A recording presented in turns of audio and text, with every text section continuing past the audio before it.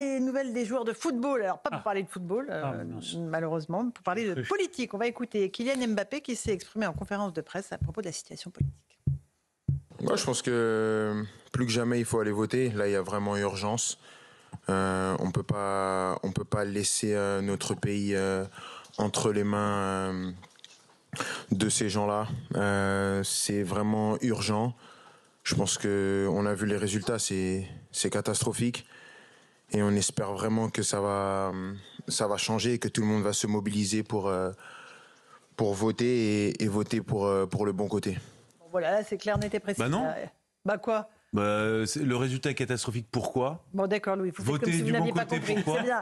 C'est votre candeur naturelle. Bah oui. Éric Nolot, Oui, alors, Vous il va des nous dire naïfs. quelque chose d'intéressant. non, mais il y a plusieurs niveaux d'analyse. Est-ce que ça va avoir une quelconque conséquence? Est-ce que quelqu'un va écouter Non, mais monsieur c'est pas le sujet. Mbappé? Non, mais premier sujet quand même. Est-ce que ça peut déplacer même une voix? Moi, je ne crois pas. Est-ce que Kylian Mbappé peut dire autre chose? Moi, je crois que ces gens-là sont complètement prisonniers d'une forme de doxa, que tous les sportifs disent la même chose. Je n'ai jamais entendu s'exprimer un sportif de droite, par exemple. Ça doit exister, quand même. Jamais un sportif de droite. Alors, ça doit exister, mais ils n'osent pas, puisqu'ils sont dans un milieu où ils sont ultra minoritaires. Donc, en fait, c'est une langue de bois. Après, en effet, il ne faut pas non plus blâmer Mbappé à l'excès. On lui pose la question, il y répond. C'est vrai qu'on n'est pas obligé de lui poser la question. Oui. Moi, par exemple, je m'en fiche totalement de ce que pense Kylian Mbappé des élections. Ce qui m'intéresse, c'est ce qu'il va faire sur le terrain. Demain, on doit être quand même quelques millions dans ce cas. Alors, Eugénie Bastier, à l'inverse. Vous ennuie, quoi, les JO, tout ce qui est sportif. Non, en fait. le foot. Bah, Non, non, on les s'en JO, fout, ça va. voilà. Ça va. La révélation. Vous Non, y je avez ne pris pensais goût. pas à dire du mal des JO. Non, moi j'adore l'escrime, la natation, non, je regarderai. Bon, c'est pas si. Non, mais sur Mbappé, là, excusez-moi, mais là, Non, mais on moi, peut je pense revenir que à nos le fait moutons. que, le fait que 100% des artistes, 100% des sportifs, 100% des chanteurs, 100% de toute la sphère, des élites en réalité, appellent à voter contre le Rassemblement national, fait grimper le Rassemblement national en réalité, voilà, et depuis 20 ans. Donc ces gens-là devraient se faire un peu plus discrets. C'est Ariane Mouchkine qui l'a très bien dit dans Libération, dans sa fameuse tribune, en disant franchement peut-être qu'il faut qu'on se pose la question, nous, les gens de la culture, les gens, l'élite. Elle dit qu'il y a une responsabilité des gens de gauche. C'est peut-être partie du problème aussi. Vous êtes d'accord avec ça, André Valény? Il y a une responsabilité des gens de gauche Dans quoi? dans cette montée du Rassemblement national. Oui, la gauche est responsable de tout. Non, pas Même du la météo. tout. Oui, il fait mauvais. De ne pas avoir su parler aux classes populaires, de ne pas avoir su parler ça, oui. Moi, d'insécurité, de ne pas avoir su parler de Bien la sûr. régulation des flux migratoires. Bien sûr, Laurence. Moi, je suis d'accord avec Ariane Mouchkine. J'ai lu sa tribune, je l'ai retweeté, je l'ai approuvé. Moi, vous savez, je suis élu depuis 40 ans d'un canton en Isère, 40 000 habitants à peu près, avec plein de ronds-points où il y avait plein de gilets jaunes. Je connais ces gens-là et ils votent toujours pour moi, heureusement, parce que je suis proche d'eux, je connais leur vie, j'essaie de défendre le territoire, de les aider quand ils sont en difficulté. Donc je connais l'abandon par la gauche parisienne et intellectuelle des classes populaires. Et j'en ai souffert personnellement. Et j'ai essayé, à mon modeste niveau, d'alerter les dirigeants du PS, quand j'étais encore au Parti Socialiste, pour leur dire, attention, on se coupe des classes populaires. À force de parler des questions sociétales, on en oublie la question sociale. Donc Mouchkine a écrit sa tribune, j'aurais pu la signer, et ça fait des années, moi, que je sens ce fossé se creuser entre la gauche Voilà, moi, et le PS et les classes populaires. Oui, c'est alors, pas la Eric, première qu'est-ce qui fois se que passe? mon ami, car c'est un ami, André Valény, fait preuve d'angélisme et même d'irénisme. Enfin, qu'est-ce qui se passe dans l'affaire Mouchkine? Madame Mouchkine, comme pas mal de gens, de juifs de France, voit qu'il y a un danger qui se rapproche. Donc elle s'exprime plus en tant que femme juive qu'en tant que femme de gauche. Parce que les juifs de gauche sentent bien qu'ils sont tombés dans un piège. Les gens qu'ils ont soutenus pendant des années se retournent contre eux, et se retournent contre eux de manière extrêmement violente, avec des appels à la haine, des appels parfois à la violence physique, un discours antisémite très décontracté, une haine d'Israël qu'on n'avait jamais entendu s'exprimer aussi librement. Donc moi je suis pas aussi admiratif que vous de la tribune d'Ariane Mouchkine, parce qu'elle aurait dû se rendre compte avant ce déchaînement antisémite. C'est bien beau de se réveiller jamais maintenant, trop tard pour bien mais c'est faire. peut-être pas pour les bonnes raisons. Voilà. Alors, Il y a- Jean-Sébastien, Il y a cette surdité, effectivement, un certain nombre de revendications des Français, mais aussi les entrepreneurs identitaires de gauche ou de gauche radicale qui jettent de l'huile sur le feu. Marine Tondelier, dans un débat hier soir, a quand même osé dire que tous les soirs en France, il y avait des ratonnades Mais où sont ces ratonnades ? Ce sont des gens qui disent que l'insécurité, bien souvent, n'est qu'un sentiment, mais où sont ces ratonnades ? Je ne doute pas du fait qu'il y ait du racisme dans ce pays, qu'il y ait des discriminations, qu'il puisse y avoir une désinhibition de la parole, et il faut savoir l'entendre aussi pour comprendre l'inquiétude de Kylian Mbappé. Vous parliez d'Ariane Mouchkine qui réagissait en tant qu'effectivement française juive. Probablement Kylian Mbappé réagit-il aussi par rapport à la couleur de sa peau parce qu'il a l'impression qu'il pourrait vivre dans un pays où le racisme deviendrait structurel, mais c'est aussi parce qu'on leur fait du bourrage de crâne, du lavage de cerveau sur le racisme systémique. Qui a dit que la France était islamophobe ? Qui assimile l'interdiction du voile à une mesure islamophobe, à de la discrimination envers les musulmans ? Qui a chauffé à blanc les musulmans, les Français musulmans de ce pays pendant toute la campagne des Européennes en essayant de les assimiler au sort vécu par les Gazaouis et les Palestiniens ? Qui les entretient en permanence dans l'idée que la France, justement, serait un cauchemar raciste ? Ben oui, mais il faut entendre les vraies inquiétudes qui existent et aussi combattre justement ces entrepreneurs identitaires de gauche. Un tout petit mot de ce qui pourrait se passer après dimanche, après le vote de dimanche, avec la perspective d'une majorité absolue qui ne serait pas atteinte par le Rassemblement national. Le camp présidentiel s'est désormais prononcé pour une coalition républicaine plurielle afin de faire barrage au RN, mais la gauche est partagée sur le sujet. On regarde juste les explications de Juliette Sadat et je me tourne vers vous. L'heure est aux tractations. Depuis les résultats du premier tour des législatives, le camp présidentiel plaide pour une assemblée plurielle. Objectif, faire barrage au Rassemblement national. Gabriel Attal tend la main aux forces de droite, de gauche, mais exclut les insoumis. Il y a deux alternatives, les pleins pouvoirs entre les mains du Rassemblement national ou le pouvoir dans un Parlement qui sera pluriel, dans lequel différents groupes seront représentés. Au sein du nouveau Front populaire, l'idée divise. Refus catégorique pour François Ruffin. Que les choses soient claires. Je ne participerai pas à un gouvernement qui serait un gloubi-boulga de cohabitation, coalition sous dénomination d'Emmanuel Macron. Si on se lance dans des combines, des manœuvres, ça sera encore pire. Donc pour ma part, je resterai en dehors de ces jeux-là. Je ne participerai pas à un gouvernement qui serait une coalition hétéroclite et improvisée. Invitée de CNews, Marine Tondelier se dit prête à gouverner, mais uniquement avec un membre du NFP à Matignon. Il y a des choses que j'envisage mal quand même. Très mal. Par exemple, celles et ceux qui disent on va continuer le programme de Macron, je pense qu'ils n'ont pas bien compris le résultat du premier tour. Ce que j'ai envie, c'est clair, c'est un gouvernement du nouveau Front populaire, avec un Premier ministre évidemment écologiste. Mes rêves les plus fous, c'est ça. À droite, Xavier Bertrand est pour, afin d'éviter un blocage de l'Assemblée. Il exclut, lui aussi, les camarades de Jean-Luc Mélenchon.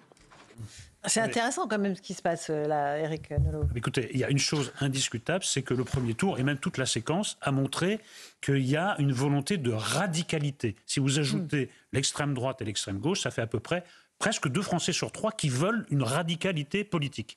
Et là, on leur propose quoi ? Une tambouille électorale incroyable, c'est-à-dire l'union de gens qui ne pensent mais rien de commun. Ils sont en opposition sur tous les sujets, mais contrairement, il faut faire opposition au Rassemblement national, donc on va marier la carpe et le lapin. Écoutez, moi, ça ne me semble pas la bonne solution. Alors après, effectivement, la bonne solution, je ne l'ai pas en tête. Sinon, je vous la livrerai ici même, mais je ne pense pas que cette tambouille électorale plaira aux Français qui ont voté soit pour le Rassemblement national, soit pour le Front populaire. Absolument. Moi, je vois, Eugénie ? je vois, effectivement, ça me paraît très difficile d'allier, de faire une coalition allant de Horizon jusqu'à la France insoumise modérée, dirons-nous. Mais je vois 3 sujets qui, pour moi, pourraient mettre ces gens-là d'accord. Le premier, c'est la hausse des impôts. Parce qu'on va se retrouver. De toute façon, non, mais c'est vrai. La dette, on va se retrouver devant le mur de la dette. Il va falloir trouver de l'argent. Et comme ils ne pourront pas se mettre d'accord sur des économies, il faudra se mettre d'accord sur des hausses d'impôts. Donc, hausse des impôts, fin de vie. Euthanasie, puisque ça met d'accord la droite, les macronistes et l'extrême gauche. La droite, quand même. Et l'extrême gauche, oui, mais ça, si vous prenez tout le NFP plus les macronistes, vous arrivez à la fin de vie. Et peut-être la proportionnelle, qui est un sujet. C'est pas un programme, Eugénie. Non, mais je dis pas que c'est un programme. Je dis juste qu'il y a 3 ans à tuer, il faudra faire des choses. Ce sera les choses qu'il faut. Et vous verrez. Et la proportionnelle, pourquoi ? Pour empêcher la proportionnelle, parce que ça met tout le monde d'accord, sauf maintenant le Rassemblement national était pour avant, maintenant il est contre, parce que ça l'empêcherait à jamais d'avoir une majorité absolue, puisque dans le système politique, s'il y a une proportionnelle, il resterait bloqué à 35, allez peut-être 40% des voix, mais il ne pourrait jamais. Donc vous verrez la proportionnelle. Clément Beaune en a parlé cet après-midi dans un tweet. Il a dit notre système est bloqué, il faut mettre en place la proportionnelle. Vous verrez que Emmanuel Macron proposera la proportionnelle. L'abrogation de la loi sur la retraite. Et pas même une réforme proportionnelle. Non, parce que, non, mais Emmanuel Louis Macron Dragnel l'avait promis dès 2017, c'était un accord déjà là, il y a avec un François blocage, Bayrou. Il a il jamais sera- il l'avait c'est promis à François Bayrou. Et absolument. Non, mais ensuite, je Il y pense aura rien d'autre à faire. effectivement, il y aura vraisemblablement, enfin, quoi qu'il arrive, je pense, un blocage institutionnel et ce sera totalement ingouvernable. En plus, avec quelque chose qui va être très paradoxal, c'est que tout le monde dit oui, on va retourner dans la 4ème République. Non, parce qu'on a une carcasse, notre système, Qui est la 5ème, cinquième, ouais. avec un pouvoir qui vient d'en haut du président de la République, la 6ème qui République, donne l'initiative vers le bas. Et donc vous aurez, ça c'est le rêve de Jean-Luc Mélenchon, mais Et peut-être d'Emmanuel Macron qui a envie de marquer l'histoire. j'en suis pas certain parce que la 5ème République, elle le protège quand même énormément. Énormément. Ça lui permet Parce de faire qu'il peut quand même être beaucoup de révoqué choses. le président sous la Mais il 6ème. a Oui. Révoqué par le dans un peuple. système des limites de la 5ème République. La 5ème République est cassée. Mais je suis Elle pas est d'accord. cassée. on est Elle ne arrivé fonctionne dans les- pas. Non, avec mais un c'est parti simplement qu'on a fait qui- Alors, n'importe pas quoi tous en avec même la temps, pas 5ème. tous Non, mais en on même a fait temps. n'importe quoi avec la Elle est- 5ème. Moi, je pense elle que est c'est un cassée. régime qui est très moderne. On est arrivé au qui bout doit- du scrutin et majoritaire qui à peut deux, apporter beaucoup à deux en tours période de aussi. crise. Parce que comme la France est à la fois Mais atomisée... on est arrivé à bout de tout, selon vous. Ouais, ça marche bien quand même. Ben non, Laurence, je vous dis quelque chose de Attendez, le précis. suffrage universel direct, moi je trouve que c'est Mais je formidable. ne parle pas du suffrage Bah, vous me dites universel direct. scrutin majoritaire à 2 tours. Bah oui, pour les élections voulez 3? législatives. Ben non, mais 4? précisément parce que... Mais non, mais parce que quand vous êtes... Mais non, mais vous êtes... est-ce que- Quand vous êtes Je l'ai élu... déstabilisé. Quand vous êtes oui, Laurence élu... Ferrari Pas sera du tout, c'est que radicalisé. j'ai tellement de choses horribles qui me viennent à l'esprit. Je pourrais Des vous scrutins à répondre. 8 tours pour Madame Ferrari. Ça me- Non, mais quand vous êtes élu au scrutin majoritaire à 2 tours, vous êtes élu contre. Et pour faire des coalitions, les pays où il y a des coalitions, ce sont des pays où justement il y a une proportionnelle. Parce que Et ça veut une dire que vous êtes élu culture de la coalition. pour. Mais oui, mais ça change tout. Parce que c'est comme quand on disait Vous ah, ben, adorez les la LR vont démocratie s'allier avec allemande. Emmanuel Macron. Mais les moi, pas députés du tout. LR qui avaient été Ouais, élus j'aime après pas la démocratie 2022 française, elle n'allaient fait pas sur le aller Macron. s'allier avec Emmanuel Macron parce que précisément ils avaient été Ouais, élus contre Emmanuel Contre Emmanuel Macron, Et vous bah voyez ouais. bien que la La démocratie sociologie, française, le elle RN est très fort par endroits, les Insoumis sont très forts à d'autres endroits, mais vous pouvez faire 80% dans une circonscription, ça vous donne pas 3 députés. Il vaut mieux être à 50,1 partout. Et ce système-là, au regard de la sociologie comme Bon. de la géographie française, Donc vive est la à bout de souffle. proportionnelle. André Valigny. Moi, je suis pour la proportionnelle aussi, comme en Allemagne, comme en Ouais, Italie. vous avez vu, elle vous dit rien, vous. Oh là là. Et j'ajoute que de toute là. façon, Peu de respect. il va bien falloir trouver une solution parce que Éric Nolot dit que les Français ne vont pas être entendus dimanche soir. 30% RN, 30% LFI, Front Populaire, et il y aura un gouvernement de coalition. Oui, mais c'est la seule solution. Sauf à envisager un gouvernement technique comme les Italiens en ont eu depuis une vingtaine d'années. Il y a eu Mario Monti, Lamberto Dini, Mario Draghi.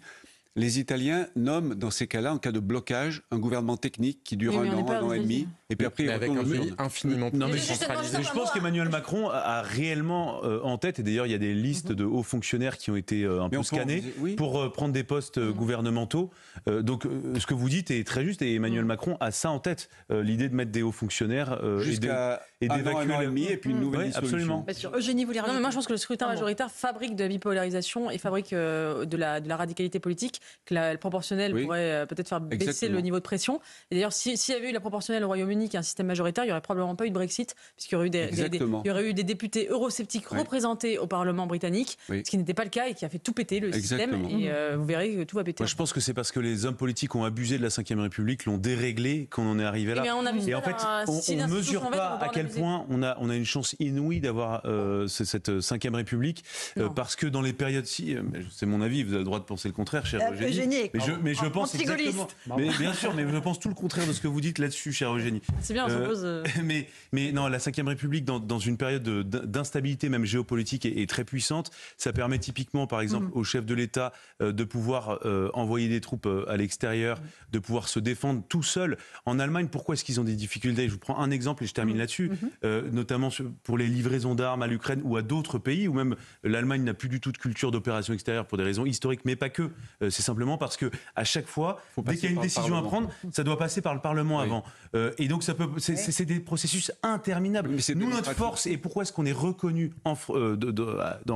au niveau mondial, Alors, en France, notre oui, mais- force, c'est la capacité rapide à prendre des décisions. Et seule la Ve République permet ça. Allez. Et donc, alors, ok, on peut aller dans un système à la belge, à l'allemande, mais c'est-à-dire qu'il faut 6 mois de débat pour décider d'envoyer C'est 3 surtout- soldats à c'est surtout l'extérieur. Ce sont des pays dernier mot décentralisés là-dessus. où les décisions se prennent à bien d'autres niveaux. On peut avoir un blocage en Belgique, c'est pas très très grave parce qu'il y a 12 autres gouvernements en Belgique. Oui, mais en fait, il n'y a aucune décision qui est prise du coup. Éric Nolot. Oui, enfin moi je veux bien spéculer pour spéculer, mais la seule solution crédible, c'est en effet un gouvernement technique et une redissolution. Parce qu'un accord entre la carpe et le lapin, ça n'arrivera pas. Ce n'est pas possible. Vous pouvez poser la question à M. Bompard. Je pense que là, pour une fois, on sera du même avis, ce n'est pas possible. Donc un gouvernement technique, il tiendra bon an, mal an, on redissout, et un jour peut-être, ça peut se renouveler d'ailleurs, un jour peut-être, M. Macron va prendre la seule décision qui s'impose, c'est-à-dire de démissionner. Démissionner, reprovoquer une mais voilà, exactement, parce que là, au moins, ce sera clair. Mais ce serait la vraie clarification. Exactement. Et ce serait en plus la logique des institutions de la 5e République. C'est pas sa psychologie. Allez, 18h33, l'heure du rappel des titres de l'actualité sur CNews et Europe 1 avec